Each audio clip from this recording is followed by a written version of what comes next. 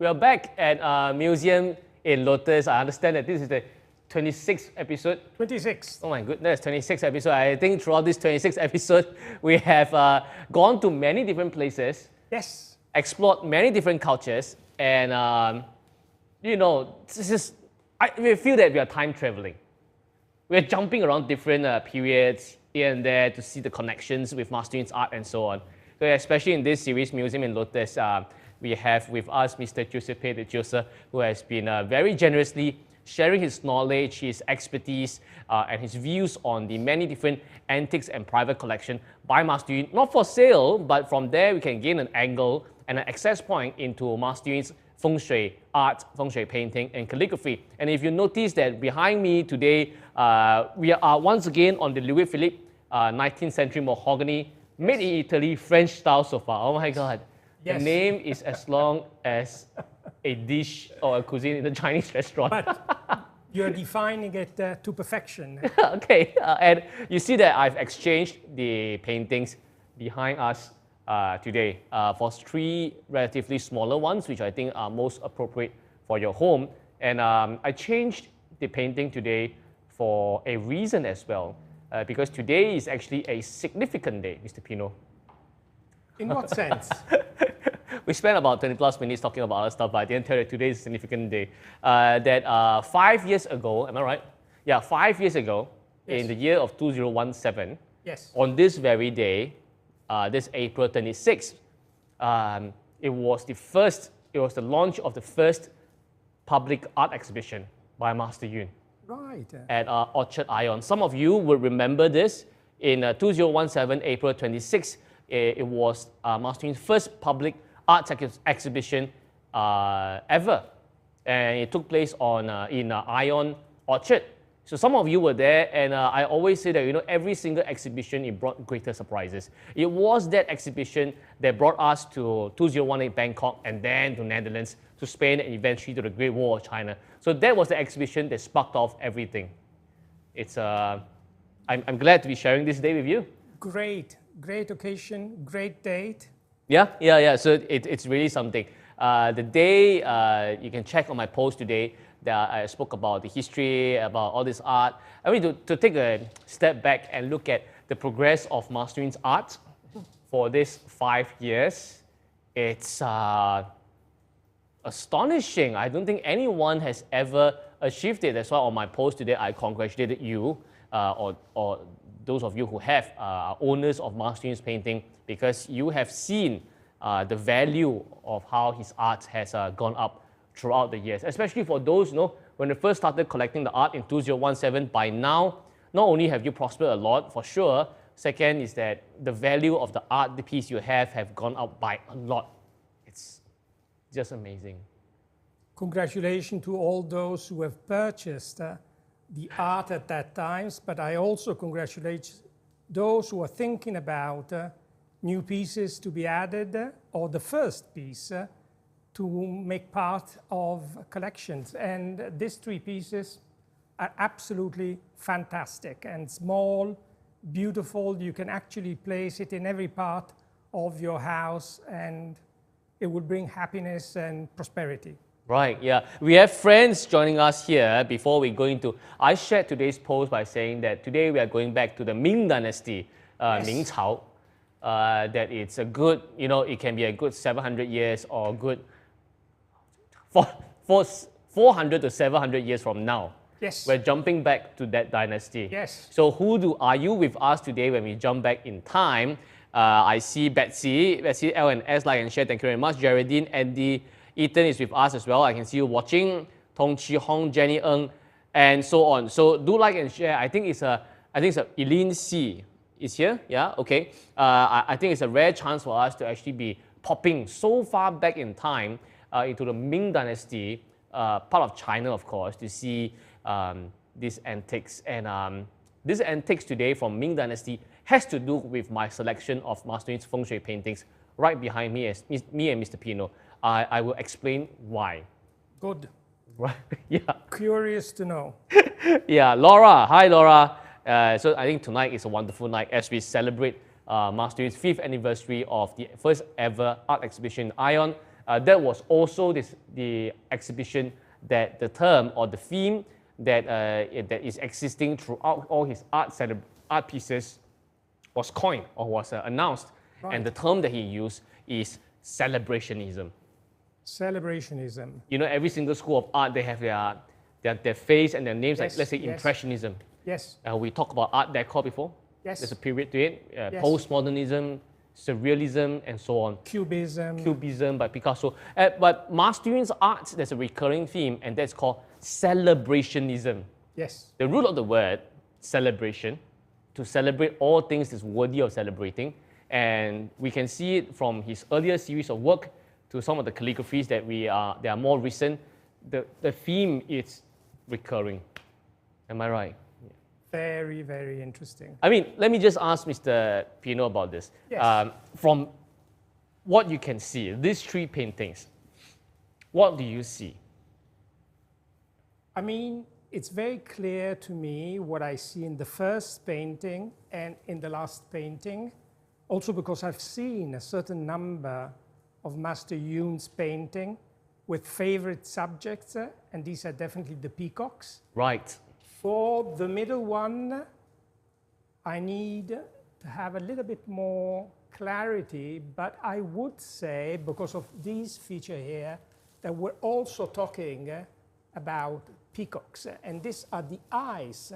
Correct. These are the eyes in the feathers, and the peacock head is right here. Right. So right, yes, right, all these three earlier works are all about peacocks. And with that, we also have little flowers here. They are actually peonies. Right. Both the peacock and the peonies, they are actually Maastricht's main symbols and motifs of celebrationism. Right. Because it is in his idea that when a person has, let's say, prosperity, Yes. you should celebrate it. Absolutely. And that's what a peacock would do, yeah. Absolutely. It's about celebration. And it's about celebration not only of wealth, but of life. And to be alive and to be able to enjoy, the fruit of our work by celebrating again. Yes. Wonderful. Wonderful. Right, so we will talk about these paintings more in due time. But today, as I mentioned, is the 5th anniversary of the first art exhibition, the 5th anniversary of celebrationism. So today, we are going back to the Ming Dynasty, and we're going to celebrate through this precious and, I would say, intriguing and mysterious. Mysterious, especially for one of the two items. We are going to talk about two items today. That we're going to basically share with you. But one is a complex one. I agree with the choice of words, mysterious and intriguing. Yes. And these are the words I'm going to use as I present this item, in particular one item. Yes. So are we going to talk about the mysterious and intriguing one, or we're going to talk about one that is We have to talk about the intriguing one and mysterious one first. Okay. That's my suggestion. Okay, but before that, we will have to choose the winners of last week's lucky draw. Yes. Right? Those of you who answered the questions correctly, your names are here. And similarly, by the end of tonight's session, we will be asking another question. So just leave your answers in the comments, and we will choose it the week next. Right? So you have to choose 3 of them. I can read the names for you. Yes, thank you. That would be good. Hi, Eileen. Yeah, the first one. Okay, let's see. Winners will get to win the sets of 6 Laurent Perrier glasses, the ones you are using. Number 1, Lee Ah Noi. Congratulations. Okay. Second one, please.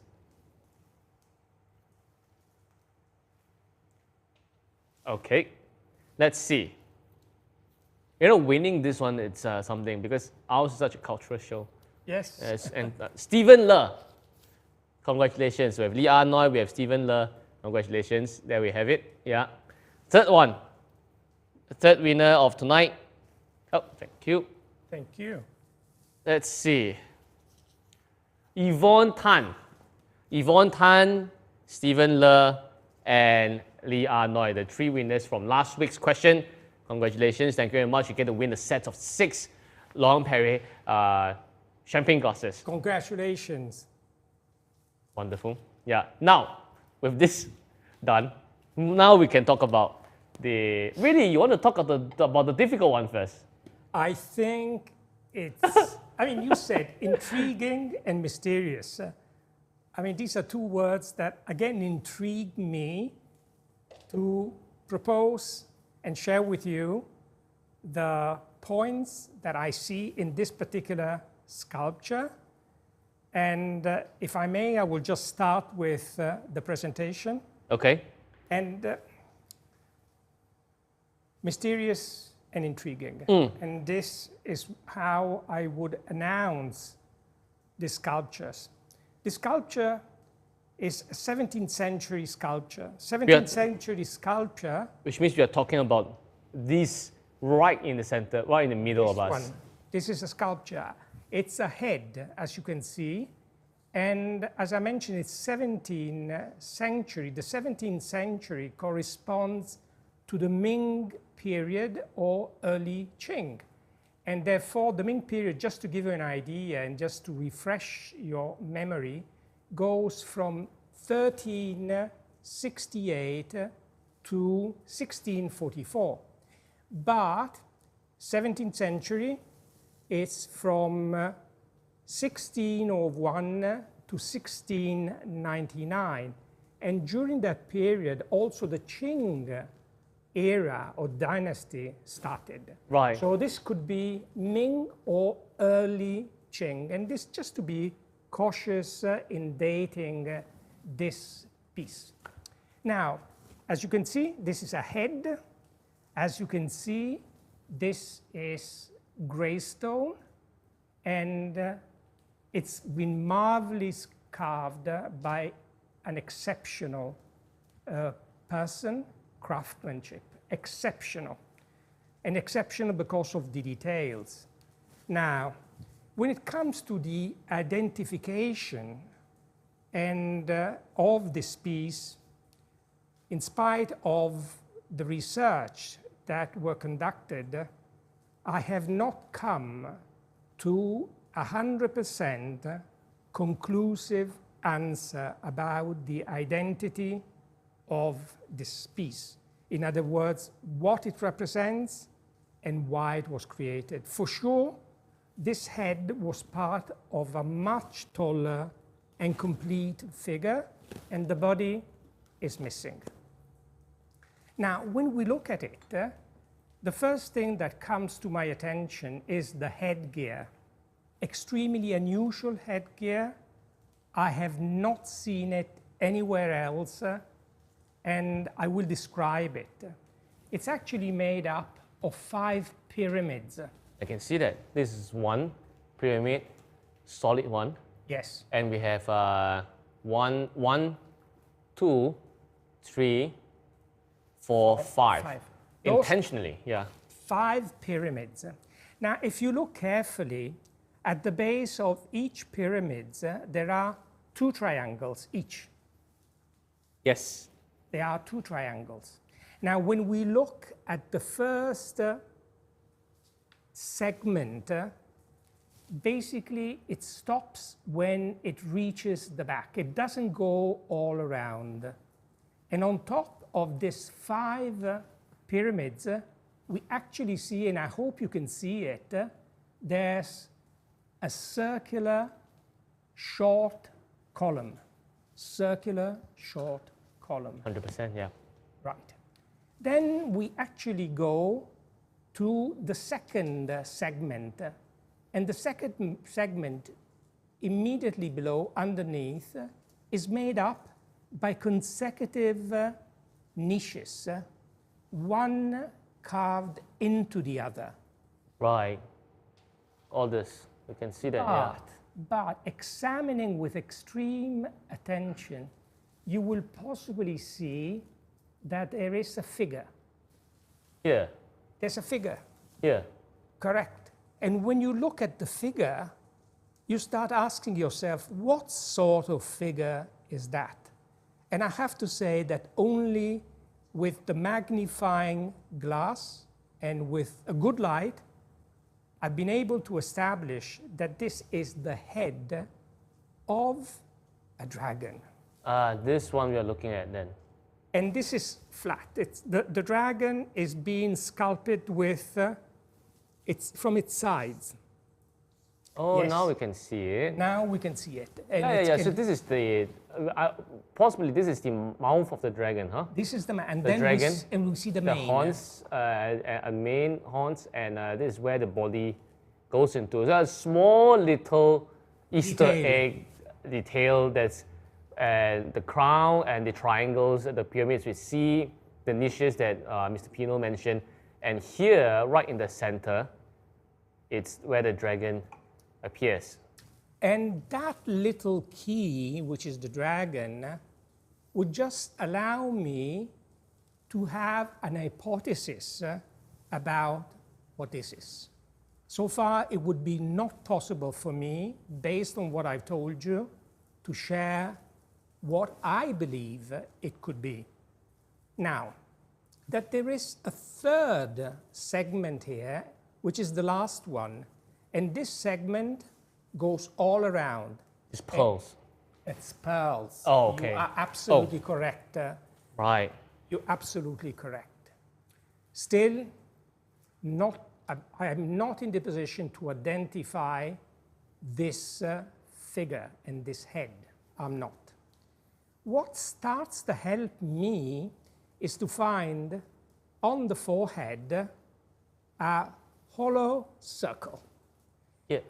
You can barely see, but on the forehead and between the eyes, you can actually see that there is a hollow element. Yeah, am I right? Yes, this leads me to believe that that hollow element, which technically Buddhists call urna, or the third eye. Right. And what is the third eye? Is basically the representation of knowledge. Okay, here. Yes, this is the representation of knowledge. Now, when we look at the figure, and we look in particular at the face is oblong. Yes. Let's just describe the features. It has sort of almond shape, open eyes. You look at the nose, it's very aristocratic. You can actually see even the nostrils. And the most interesting element that I see in this particular figure, the lips. The lips. And you know what? I have a feel that this head is talking to me, is talking to us. I don't know the words, but when you see the lower lips, which are slightly protruding, I feel that it's telling me something. And of course, this is my imagination. It may not be right, but this is exactly how I feel. Then you see the chin. Now, when you look at this image, I start asking myself, and I ask you, do you see a Chinese face or not? That's the million dollar question. So origin, in other words, are difficult to identify, and not only the origin, but what it represents. However, there's another element here I would like to share with you. And in particular, on the side of the face, we see elongated ears. Elongated ears. Right. Wow. Yeah, we see it, yeah. Now, I mean, it's like really long. This is the whole thing. Long. Now, in Buddhism, when I start looking at the elongated ears, it actually reminds me of the Buddha. I don't think this is a Buddha, but the elongated ears have a very deep significance, and that is that the figure, whatever the figure is, and I will come to some conclusion, is basically giving away the material wealth. Therefore, the ears are long. Imagine in those days they would have worn jewelry like the Buddha, and the Buddha actually took away those jewelry, and this is a similar kind of picture. Now, what do I think? At this point, I'm not sure it's a 100% Chinese head, The headgear has a big question mark, very interesting, beautiful the workmanship and the craftsmanship. What could this be? Given that it has this urna, elongated ears, and also this dragon. So these are the little light that start to shed some vision. And therefore, what I see here is possibly bodhisattva. What is this? What does it mean? It's the enlightenment being. And therefore, the purpose of this enlightened being is to provide to other people the way to get enlightened.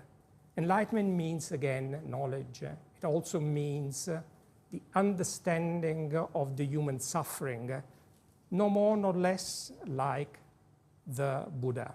Right. But is it satisfactory that we just mention about being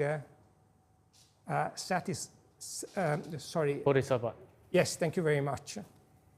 It's unsatisfactory.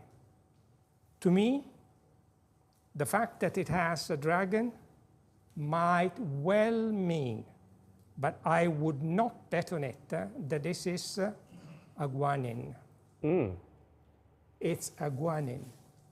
And what does the guanyin represent? And first of all, we have to say, where does the guanyin come from?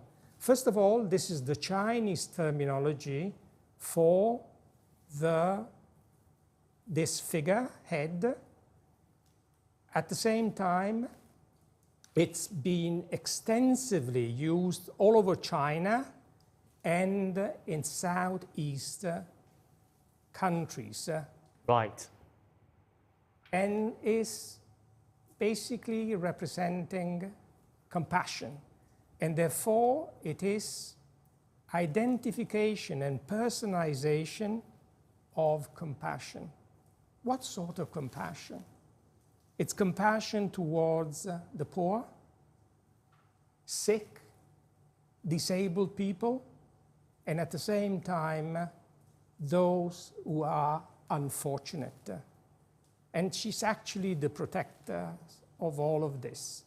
And therefore, the Buddhist believers refer to her and worship. Again, this supposition of mine that it is wanting, it's not 100% sure.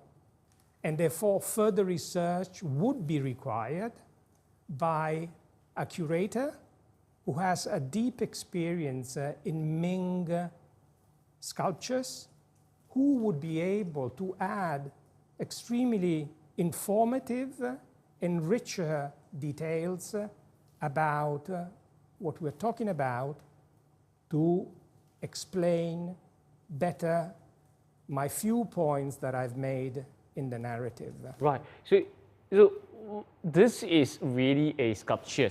Thank you for the insight. This is really a sculpture that that begs, while we try to answer, but begs a lot more question. But what we know for quite sure and conservatively so, that it's of the Ming dynasty. Ming period. Ming period. That means it's like it's before the Qing people came into China in about 1660 something about. So it's definitely before that. A piece that is at least 300 to 400 years old. Absolutely. Yes. As vast as China is, and it's based on certain elements, we can quite know that it's Chinese. But as to which part it is and what it represents, I think it's up to our study. And definitely, for if you are at home and you're looking at this, and because we have some really nice close-up just now for this piece of sculpture, just leave it in the comments and let us know who you think this is, because from there, we might be able to research even more. So if you have some thoughts about who this might be, just leave it in the comments. Any comments is really welcome. And of course, we will research further and we'll come up with any changes to what I've said. I don't profess myself to be a curator of stone figures like this. No, I don't. But the thing about Ming Dynasty is that because there's one thing we are sure, it's a Buddhist figure and it's a Ming figure. The thing I focus so much about that today we are going back to the Ming Dynasty period was because Ming is significant in the sense that Ming Dynasty was the time when they actually they really did. They started the Silk Road by the sea. Before that, they were trading, by the Xinjiang and then Persian areas. There's Silk Road by the land, you have the camels and all this stuff. But it was during Ming period that they expanded to Southeast Asia, to here, Africa, Indonesia, and so on. So, I mean, here we're looking at a piece of Ming Dynasty collection. Here we are in Singapore, a Southeast Asia country. But actually, so many centuries ago, both cultures were already connected. Some of you all would know the tale, or not the tale, it's a true thing, that the minister or the eunuch by the name of Zheng He had like 1,000 ships to come to Southeast Asia, or south of China back then, to glorify the power of the emperor. And henceforth, a lot of nations in Southeast Asia became China's vassal state, brotherly vassal state of sorts. So it was during Ming Dynasty period that the influence, or the international influence of China reached one of its heights. In fact, it might be even better than now, because now China is having a bit of issues with the Southeast Asian neighbors, over South China Sea. Back then, there was no issue. Back then, Ming Dynasty, Zheng He came down to Southeast Asia and said, you know what? My emperor, he's a great guy. Yeah. He said, okay, yeah, I'm going to pay tribute to your emperor. So in the past, it was way more peaceful. But that leads me to the point on why today I've chosen these three paintings as the backdrop. Because Ming Dynasty, it's a period where the power of the emperor has reached its height. Zheng He went down to Southeast Asia to glorify the power of the emperor. Did they do a lot of trade? Yes, they did, but that was not the main motive. And we know that I would like to ask you, these three paintings, do you see that there's a common color between them? I think that's the yellow. It's obvious. You're right, it's the yellow. And I have chosen these three because of a similar colors, the yellow and the color splashing. Now, these paintings were done in 2017, exhibited in 2018. This was the first time that Master Yun experimented with yellow, generously color splashing. Till the whole background, it's obviously yellow. Now, in 2018, this Bangkok art exhibition, it was the only one that had 6 members of Cambodia's royal family as the guests of honor. Wow. We have exhibitions thereafter, but we didn't have so many of the royal member families over there. So it was the most royal event ever.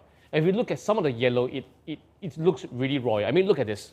This looks like a king or a queen sitting down there, looking after all the wealth and riches that's been extended, right? I mean, Ming Dynasty, they send their people all over the place. I'm sure they've amassed quite a fortune themselves. And here we have the emperor of the Ming Dynasty. The color scheme is just amazing. And this contrast between this wonderful yellow gold and the oranges and all the details, the feather. I mean, absolutely. The feather is just incredible. Right, yeah. And the feathers that you're looking, it's of gold. This is 24K gold. This is 24K gold as well. And this painting might be quite possible to link with the collections over here. It's called the Horizon of Possibilities. Right. Because if you take the peacock that is like stretched out, and if you look at it and you see the little pink that is rising, yes, that feels like it's going to be a sunrise soon. Very nice. Absolutely nice. Just imagine when they were expanding their empire, Ming Dynasty. A lot of times when you're at the sea, you are just looking for the horizon of possibilities. The proportions, how easily this can go in any house, and how much wealth, luck, prosperity, and good vibes it will bring to the house that may have them. Yes. So for friends who are watching while we're enjoying some this very intriguing Ming Dynasty sculpture, Chinese elements, Bodhisattva Pusa, quite sure as to where it is, who it belongs to, who it might identify with, that's up in the air. But what we know is that Ming Dynasty is really one period that expanded not just in land, but also in sea. The level of royal power in Ming Dynasty is tremendous.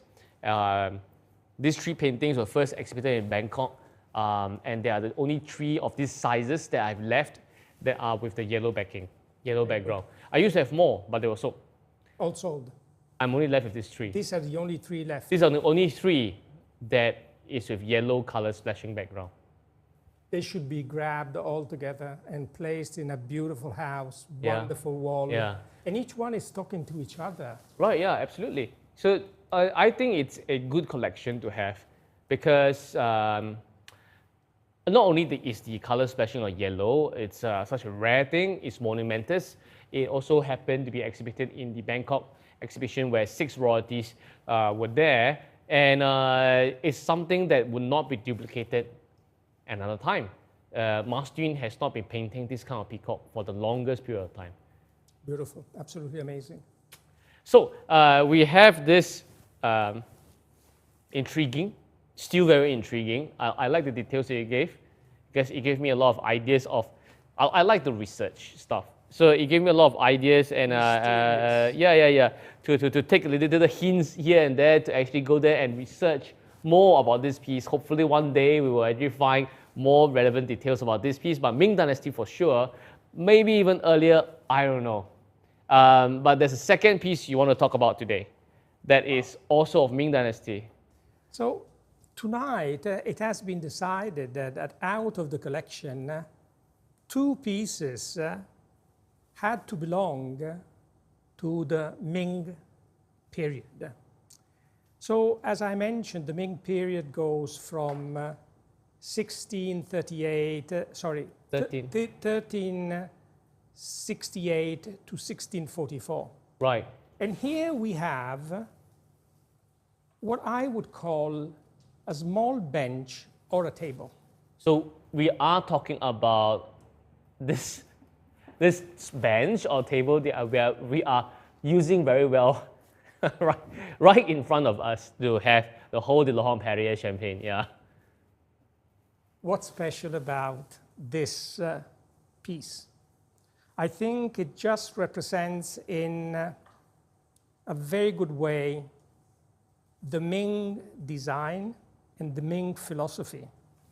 And what I actually mean is the absolute perfection of the design, the lightness of the design, the proportions of the design, and at the end of the day, the beauty of simplicity, quintessential beauty. Now, you can't have anything more simple than this. So it's a bench. It's a table. It can either be a table or a bench. And I have seen in literature that table of this height in the Ming period were made. And you know, they could have used on kang tables, they could have used near the fire, and people would have possibly sat on this. Oh, they would have possibly sat on it. It's a bench, and so this is a possibility. Of course, they were very cautious about utilization, in spite of the fact that if you were to come over and take a direct look at this bench, I call it bench rather than a table, it's quite a heavy piece. Yeah. And then you start thinking about the heaviness of the piece. Where does it come from? Very simple. In my opinion, this comes from 3 very solid planks of wood, dense wood. Right. And this was not a simple bench for every day and for any house. This was from a very wealthy house that did not have any problem in commissioning this particular table of bench, and it was quite an expensive piece. Just consider the thickness. This is almost 4 cm. Not easy to find. What kind of wood? I can't tell you. And the reason why I can't tell you is for the simple reason that on this table there have been many, many layers of lacquer, as many of 20 layers. Wow. And the 20 layers were alternate layers, red, and black. And the final one was black. But because of the underneath red color, the final black is not 100% black. It's a sort of aubergine black. Now, how do I determine the age? I determine the age because of the crackling. Right. When you see the crackling, this can only the age and century of years gone by that have determined this. Now, when I talk about, and I go back to the simplicity which fascinates me, these are 3 planks of wood put together. But you think they were glued? They were not glued. These were basically put together by way of a metered cut here, okay, and by Lego effect? what we've called in the past the Lego combination. Exactly. Now, but this is not an ordinary way of putting it together. It actually has the shape of a waterfall. Yeah, that's what I see. I mean, you know, when we talk about the Qing dynasty chairs, Yes. we can see the angles, right? You can see the angles. And we can see where the nails come in. The tenon and multi-tenon technique. We can see where the nails come in. We can see where it was joined. Yes. But for this thing here, you know, a slight detail you just mentioned, but makes it all the more valuable. You have to come and feel it that this corner here, this corner, it's smooth. It's smooth. And I can tell you, it's intentionally so, because this is not natural. No wood is like this. No wood is like this. This is absolutely rounded, smooth. Beautiful, extremely simple. But if we, unfortunately, we can't see the technique just mentioned of construction for the simple reason that the layers, multiple layers of lacquer, are actually covering the surface, and therefore we can't see it. As much as I can't see the type of wood that it was used, and the little chips that we see here that allow us to see a little bit of the wood are insufficient to allow to determine the kind of wood. Now, we've just highlighted the top and the waterfall, mimicking the waterfall shape. So this is what we call the waterfall effect. The waterfall shape. Right. Then let's go slowly down to the opposite legs. And let's see how the legs on the opposite side basically end. They end with an amazing scroll. Now, yes. The scroll is so minute, so refined, that we can hardly actually see it, but it really helps in understanding the finesse of the work. And the finesse of the work is such that it tells me about the quality of the cabinet maker in realizing this. This small part here. This small They part. intentionally, I mean, scroll as in they scroll it in. Absolutely, right? Am I right? they scrolled it in. Now, this detail, unfortunately, is not extremely clear to see for the simple reason that because of the damp and the weather condition, it has been somewhat consumed. But we can understand what it would have been at the time that the bench or table was actually completed. Right. What does it bring to mind? The genius in the Ming period craftsmen, and not only about furniture, about so many other arts. But let's stay for a minute on the craftsmen of furniture. Over the years, over the decades, the Ming, rather than any other previous dynasty, understood with perfection how the wood would react, and because of the reaction that they had studied, they determined how was best to utilize part of the woods in order to put it together so that it would stay, it would not open, and this without any glue or any nail.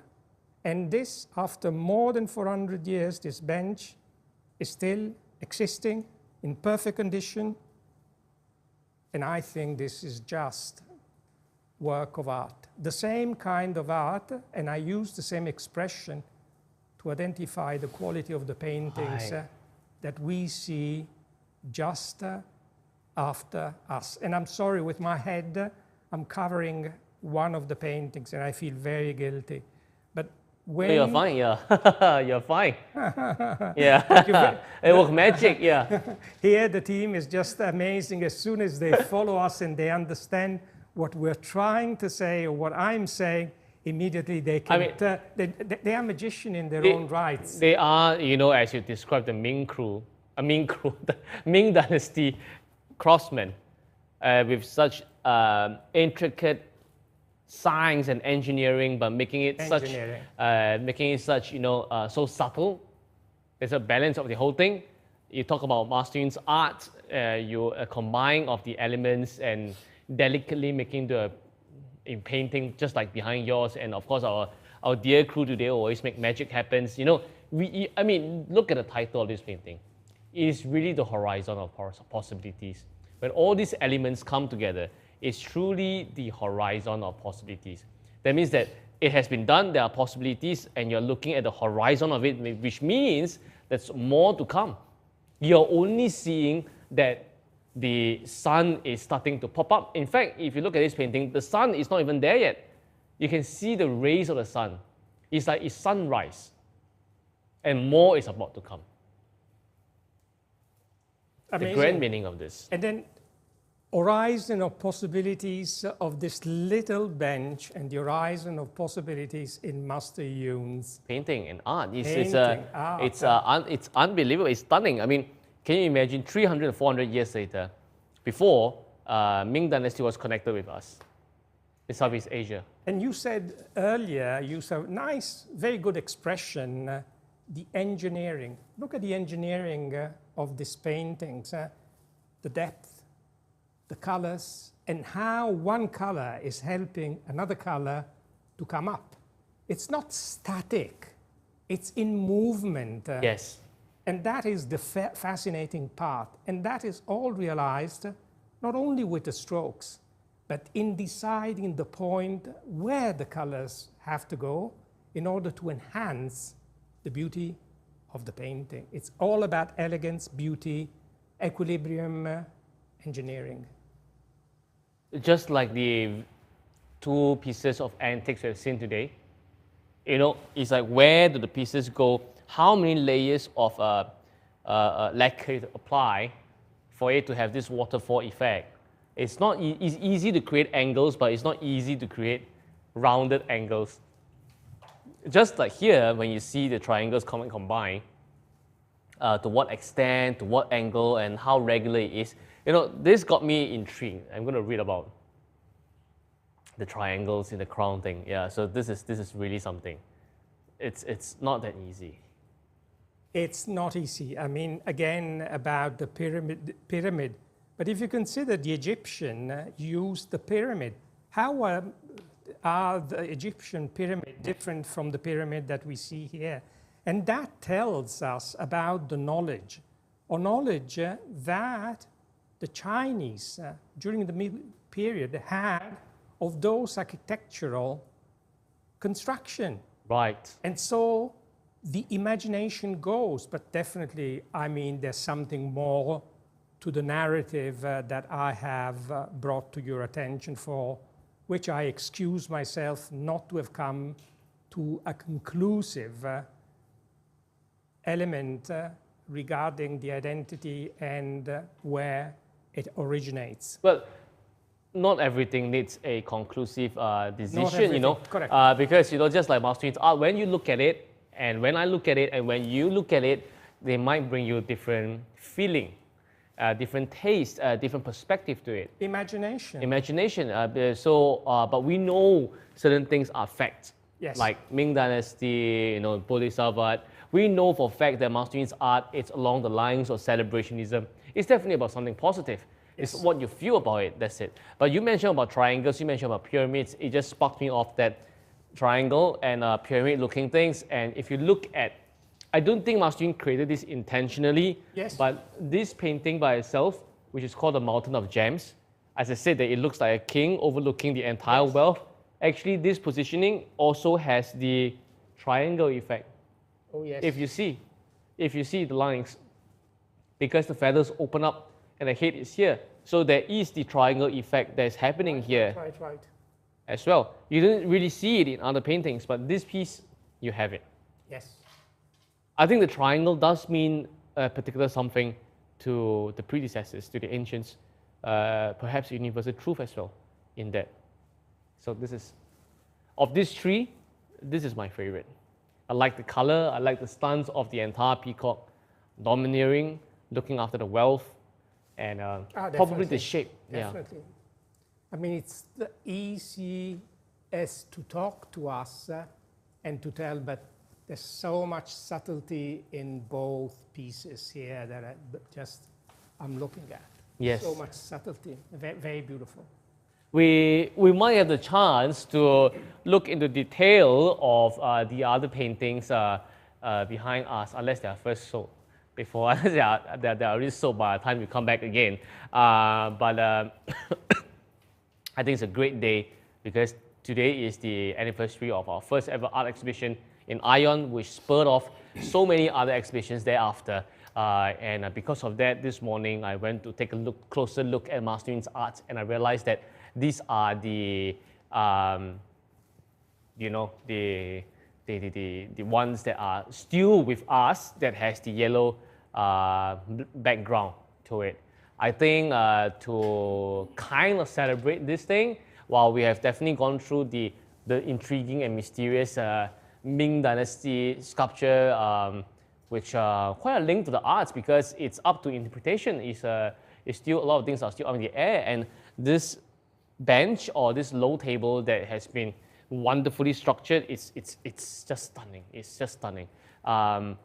Probably, I think we can actually play back the highlights of the 2017 event after we finished our session tonight. So for those who are new with us, in fact, over the past 5 years, we have a lot of new clients with us. If on the average, there were about 60 to 100 new clients, that means that over the past 5 years, 500 new friends have joined Lotus on Water. And these 500 friends might not have been there to experience the Ion exhibition.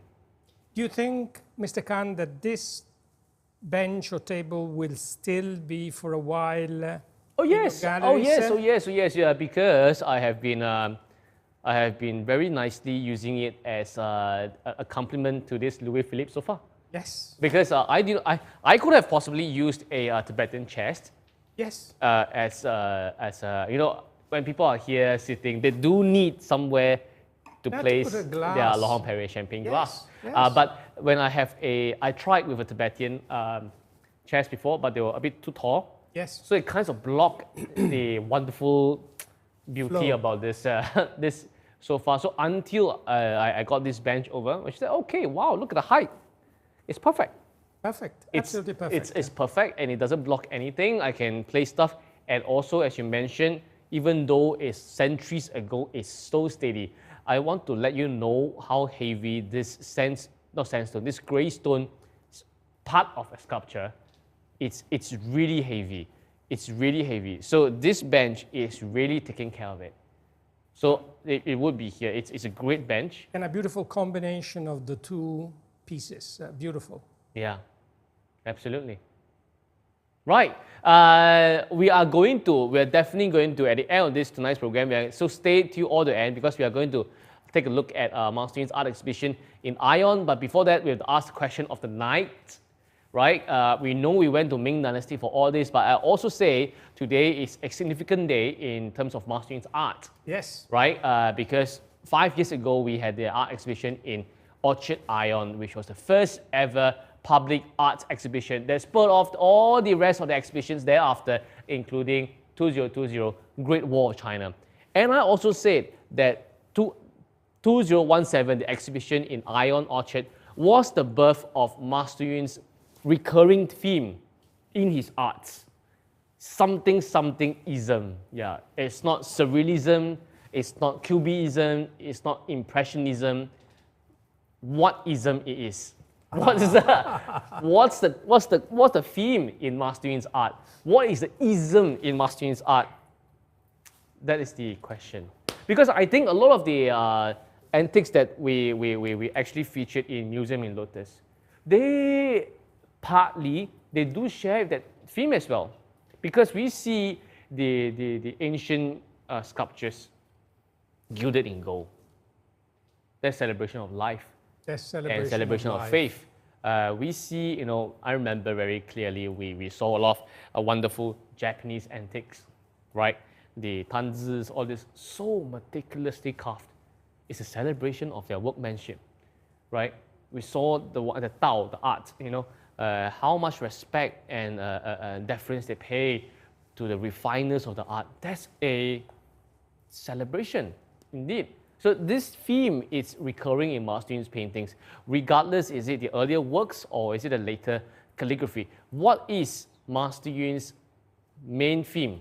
What is the school of thoughts that he has? School of thoughts that he has for his fengshui arts. What is the word that he coined 5 years ago when he announced to everyone that my school of thoughts of art would be this particular word, something-ism. I have to go back and listen to this episode, right? To get something-ism. Yeah, it's as I said, it's not impressionism, it's not surrealism, it's not postmodernism, it's something else. Something-ism that Master Yun is doing. And he's the founder of this school of thoughts. I suppose that is why last year China gave to Master Yun the award that he's the founding father of feng shui art, feng shui calligraphy, and feng shui paintings. I mean, feng shui has predated all of us.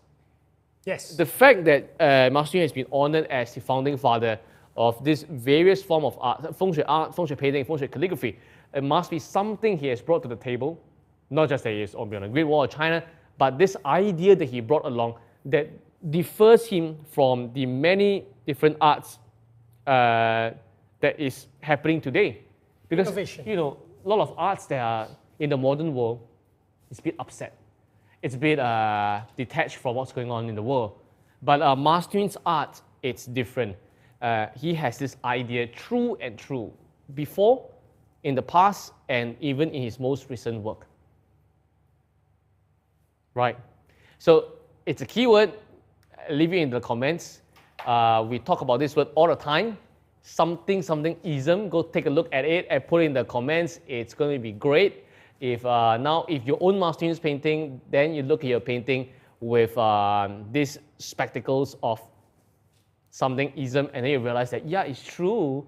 It is really honoring and appreciating a lot of things that are worthy to celebrate in life, okay? So the school of thoughts this is Master School of Thoughts. A lot of our new friends who have joined us very recently, they say, oh, this Master painting, I should buy one. But now I'm telling you that there's actually a deep school of thought that's involved. And he's the founder. He's the founder, yeah, and he's the founder. All right, I think it's great. We're going to take a look at the Ion video.